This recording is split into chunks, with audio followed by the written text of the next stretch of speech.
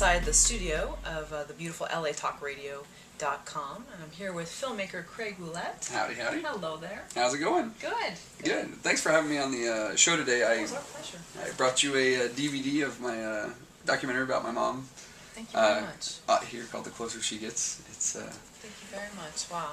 it's Mother's Day, so all the more reason. Yeah, thank you very much. You bet. Very touching.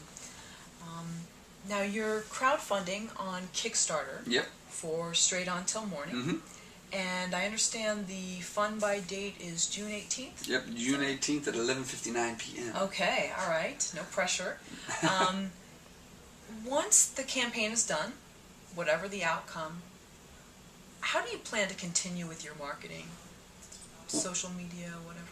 Yeah, well, that's definitely one of the things that we're trying to do right now, and what we started to do before is to build a buzz about the movie, hopefully build some fan base, get people excited about seeing it. So using Facebook and Twitter and blogs and all this, all the different ways of online, because especially with independent film, it's a good way to, if you don't have a bunch of people who want to see the movie, then who's going to go see it? Like, how are they going to find it in this huge crowd of, independent movies that exist? So we're hoping to get a good bunch of fans, as many as we can gather, and keep them involved through blog updates, and as we shoot the movie, like, here's a clip from the movie, here's an interview with the lead actress or actor, that kind of stuff, to just keep people excited about the movie and what's coming with it, so that when the time comes that the movie's done, they'll be like, yes, we have to see this movie, and that will hopefully help us to get a distribution deal, or even if we do it ourselves, to be like, yes, we need to show it in Iowa City, Iowa, because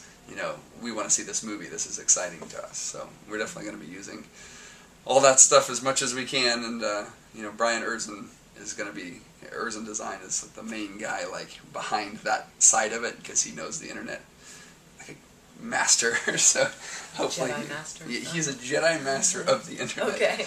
And so he's helping to make sure that all happens, hopefully in a good way. We've had other filmmakers on who've said that it's great to build that audience, and that's all wonderful, and it makes you feel good, but then there's that pressure to keep that audience happy and sustain that audience. What are your thoughts on that? Boy, that's a good question.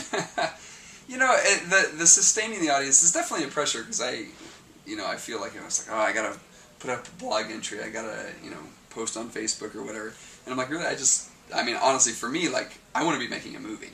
I get that this is part of making a movie, as is raising money and all that stuff and getting it seen. But, I love making the movie part so much that sometimes I might not focus on this as much as I should, maybe, about keeping people happy.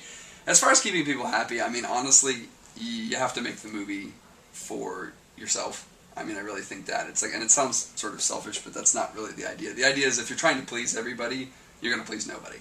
And it's true. And it's I really feel like if you focus on telling the best story you can, and a story that will, thrill you and excite you, and it comes from the heart, then that will translate to being something that other people are interested in and excited about seeing.